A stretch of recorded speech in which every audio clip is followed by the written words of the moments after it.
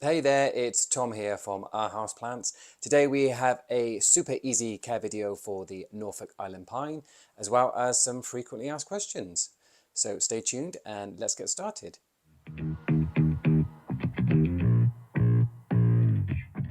The Norfolk Island Pine is a uncommon houseplant, I should say. It's really popular at Christmas time because it looks like a Christmas tree, and it also smells a bit like one too. But spoiler, it's not a Christmas tree. You will struggle to find this at any other time of the year, in my opinion. It's a little bit like a poinsettia or a Christmas cactus, something like that. They're kind of seasonal, so you're unlikely to find it, I'd say, normally. But if you want a statement plant, if you want something that grows tall-ish, something that really draws attention and draws the eye, and just something that's a little bit different to normal, this is the plant potentially that might be of interest to you. It comes from an island between Australia and New Zealand, and the name probably gives it away, but it comes from an island called Norfolk Island. It's a really important plant for the locals who live on the island because this is where this plant comes from. This is where it originates, and today they still produce these houseplants and export them to the rest of the world. It's a major source of income for them. So this plant is it's a little bit different to the normal plants because it's actually sustaining a community of people, and I think that's quite cool. That's quite a cool thing. Yeah, so let's talk a bit about the care, and then I'll do it fast, and then we'll whip on to some frequently asked questions. I shouted out if anyone had any questions about this plant, and I've got a few, so I'm going to go through those, and hopefully I can answer those a bit later on in the video. But let's talk about the care quickly now, and then we will move on. All right, I put it down just so I can have my hands free. Let's talk about light first of all. So yeah, it needs bright light to do really well, perform at its best. A little bit of sun, yeah, that's fine. It's not a low light plant, but it will cope in low light conditions for quite a while. Don't expect it to grow, and it cannot stay there indefinitely. But this is, say you wanted to bring it down into the living room at Christmas time because you want to treat it as a Christmas tree maybe. You could do that. It would easily be fine in a lower light location for a couple of months. Honestly, it's absolutely fine. But if you want it to grow, you want it to get taller, you do need to provide decent light levels. A splash of sun, perfect, absolutely fine. Bright indirect light, that old chestnut, but it's true. So somewhere near a window, a few feet away, is going to be perfect. But yeah, you do need the light for sustaining growth. If you don't have that, it's not going to grow. Its watering needs are quite flexible. I've had this plant now for 4, possibly 5 years, give or take. I've definitely underwatered it, and I have definitely overwatered it, and it's okay with both those things. I wouldn't recommend it. It's not ideal. It's not something you should be doing, but I'm just trying to demonstrate that if you do make mistakes, it's not going to be the end of the world. When it does dry out completely, the leaves kind of hang and they sort of flop a bit.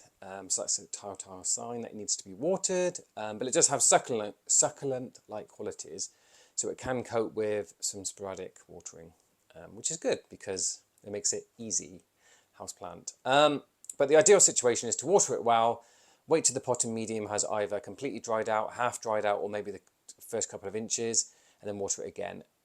As long as it's not completely soaked all the time, you're going to be fine.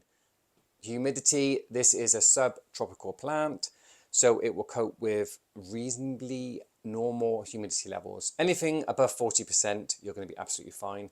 If you have an area in your home where you've chosen to put it and the humidity level is very low, under 40%, you may need to supplement with a humidifier, perhaps.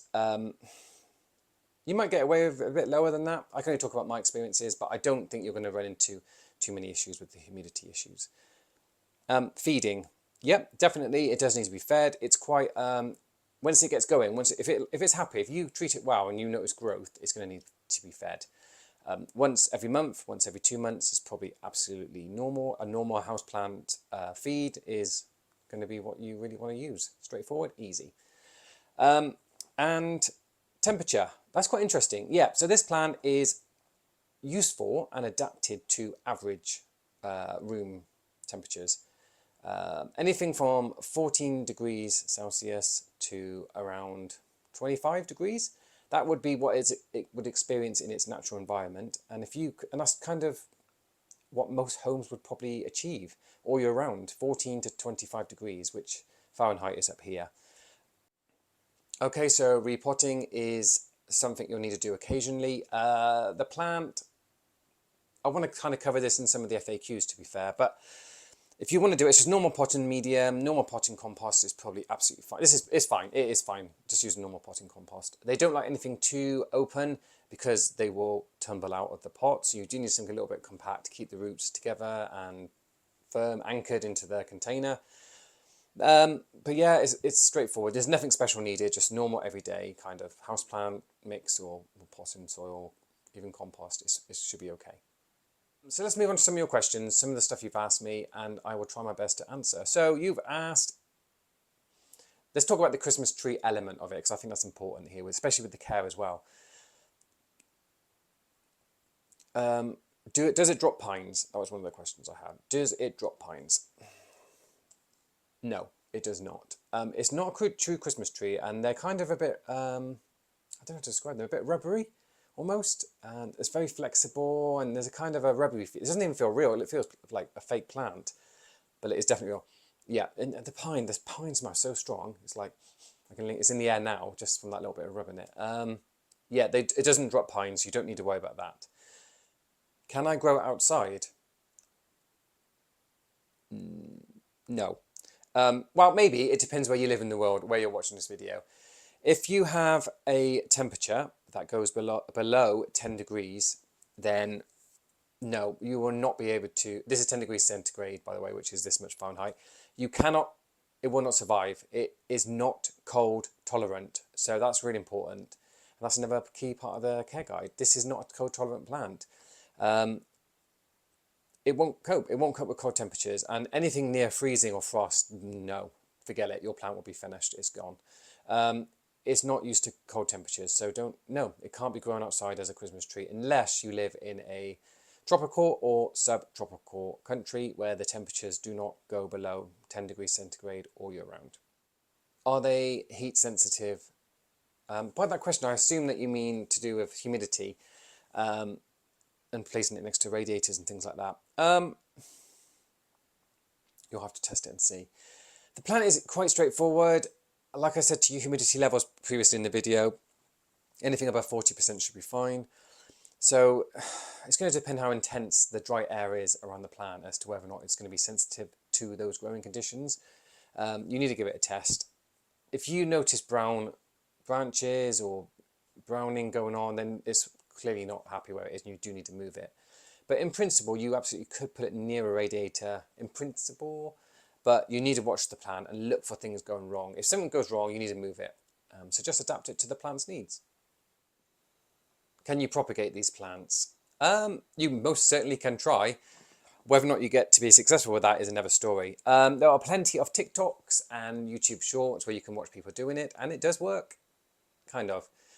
Basically, you take a cutting of the branch, you will strip off about 2 inches worth of sort of leaves at the bottom and a little bit of the bark as well on the actual stem, and you have a white looking stick basically. Dip it in a bit of rooting hormone and then pop it in a pot with some potting medium, and it should root. The reason I don't think it works is, yeah, fine, you get roots on this stem, but you never see any other follow-up videos where the plant has then sprouted and grown. I don't think it's going to work. It's just not. You need the central base of the stem, and you've lost that if you take a cutting. So realistically, I don't think it's a good idea, and I don't think it's going to work. But if I'm wrong and you've done it and something happens and it's amazing and it carries on growing like a normal plant, tell me about it in the comments. I want to know about it. I would love to try. But for now, I think it's a waste of time, so I'm not going to give it a go. But like I said, if you've had a different experience, tell me. Alright, so that's it for this video. Hopefully I've answered your questions and you've learned something new. If you have any further questions, follow-ups, leave them in the comments below. I have a full care guide on my website if you want more information. It's a lot more detailed than this video. But this should give you a good understanding of what you've watched, and hopefully you can look after your plant well. And yeah, I hope you enjoy your time with it. So thank you for watching, and thank you for your time, and I'll see you in the next video.